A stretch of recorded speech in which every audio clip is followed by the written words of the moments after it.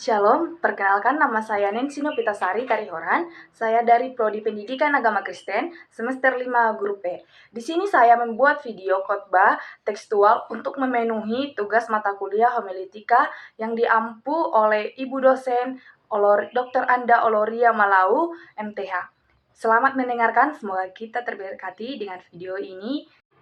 Shalom, selamat pagi saudara-saudari. Hari ini kita akan mendengarkan sebuah renungan yang tertulis dalam kitab Amsal 14 ayat 30. Amsal 14 ayat 30. Beginilah bunyi firman Tuhan, hati yang tenang menyegarkan tubuh, tetapi iri hati membusukkan tulang.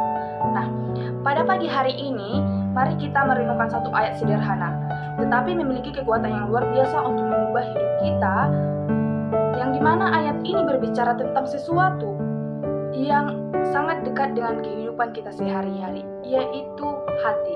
Setiap orang di dunia ini ingin hidupnya tenang, ingin merasa damai, ingin menikmati hidup tanpa beban. Tapi seringkali kita temukan justru sebaliknya. Hati yang gelisah, pikiran yang penuh khawatir, dan perasaan tidak tenang. Nah, firman Tuhan hari ini berkata bahwa hati yang tenang itu menyegarkan tubuh. Artinya, ketenangan bukan hanya membuat kita bahagia, tapi juga memberi pengaruh langsung pada seluruh kehidupan kita, termasuk tubuh, pikiran, dan semangat kita. Namun, ayat ini juga memberi pernyataan, iri hati membusukkan tulang. Dengan kata lain, hati yang penuhi iri, amarah, dan kepahitan justru merusak hidup kita sendiri. Hari ini, saya ingin mengajak kita bersama-sama merenungkan 3 hal dari ayat ini, yaitu yang pertama, arti hati yang tenang. Apa sih arti hati yang tenang itu? Nah, saudara, hati yang tenang bukan berarti hidup tanpa masalah. Bukan berarti tidak ada badai, tidak ada cobaan, tidak ada tekanan. Tetapi hati yang tenang adalah hati yang tetap tenang di tengah badai itu. Orang yang hati tenang tidak mudah tergoncang. Ia tahu bahwa dalam setiap keadaan maksud yang baik. Ia tidak cepat marah, tidak gampang tersinggung, dan tidak iri ketika melihat orang lain lebih berhasil. Nah, hati yang tenang seperti air yang jernih. Ia memantulkan cahaya dengan indah dan membuat semua yang di sekitarnya ikut menjadi damai. Tetapi hati yang keruh, hati yang penuh iri, marah, dan kecewa membuat semuanya terlihat buram. Banyak orang kehilangan ketenangan karena terlalu sibuk mengejar hal-hal yang fana. Uang, jabatan, pengakuan, atau perhatian orang lain. Mereka berpikir bahwa jika punya semua itu, barulah hati mereka tenang. Semua itu hanya untuk semata-mata dan hanya untuk kemauan daging. Padahal kenyataannya, semakin mereka mengejar, semakin mereka kehilangan ketenangan itu. Hati yang tenang tidak datang dari luar, tetapi dari dalam diri kita. Ketika kita belajar menerima diri apa adanya, ketika kita percaya bahwa segala sesuatu terjadi dalam rencana yang baik, maka hati kita tenang, damai. Dan menariknya, ketenangan hati berdampak nyata bagi tubuh. Orang yang hatinya tenang bisa tidur lebih nyenyak, pikirannya lebih jernih, dan tubuhnya lebih segar. Bahkan secara medis, ketenangan batin bisa meningkatkan kesehatan dan daya tubuh. Maka benar sekali, hati yang tenang menyegarkan tubuh. Nah, poin yang kedua saudara-saudari, yaitu bahaya iri hati. Nah, saudara, bagian kedua dari ayat ini berkata bahwa iri hati membusukkan tulang. Kata membusukkan menggambarkan sesuatu yang perlahan-lahan rusak dari dalam tanpa disadari. Iri hati itu seperti racun yang tidak langsung mematikan, tetapi perlahan menggerogoti kebahagiaan dan kesehatan jiwa kita. Iri hati membuat seseorang tidak pernah puas. Ia selalu melihat ke atas dan berkata, "Kenapa hidupku tidak seperti dia?" Ia sulit bersyukur, sulit menikmati berkat yang sebenarnya sudah banyak. Iri hati juga membuat orang kehilangan damai. Setiap kali melihat keberhasilan orang lain, hatinya panas. Setiap kali orang lain dipuji, ia merasa tersaingi. Lama-kelamaan, ia lelah sendiri. Dan disadari, iri hati membuat seseorang sakit secara batin. Ia kehilangan semangat hidup, cepat marah, dan bahkan bisa sakit secara fisik karena stres dan tekanan batin.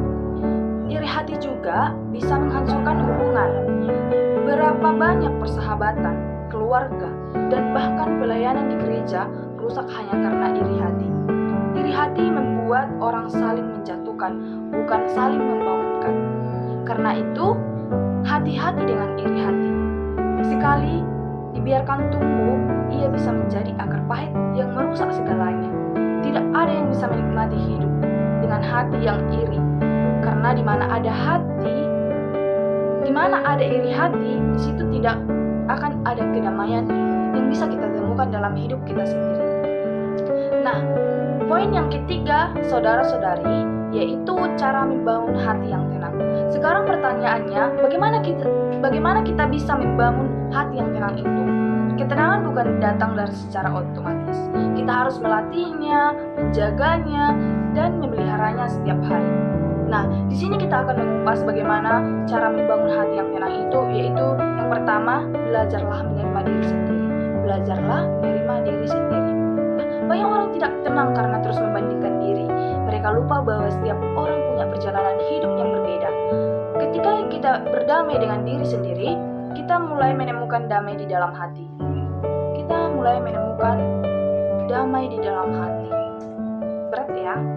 Nah, yang kedua, belajarlah fokus pada hal yang bisa kita kendalikan.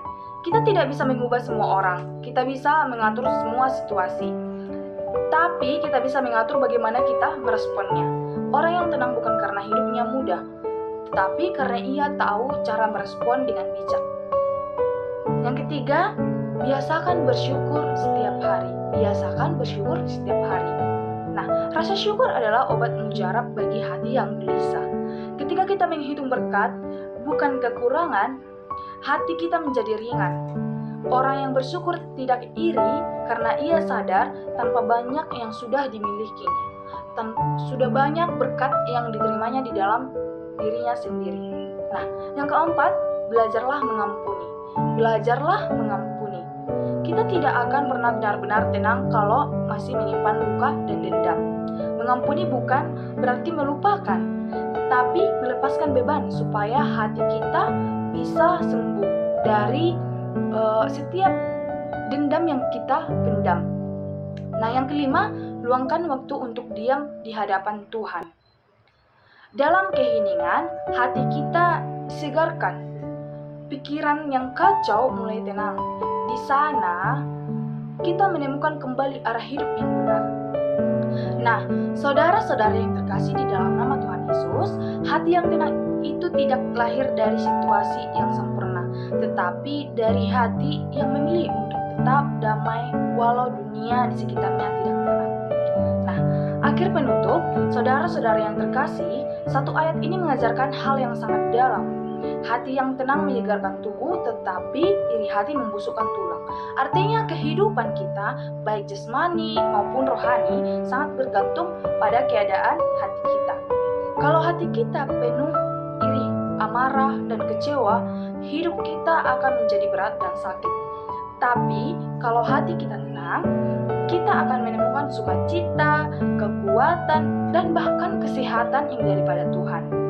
Nah, marilah kita hari ini memilih untuk memiliki hati yang tenang.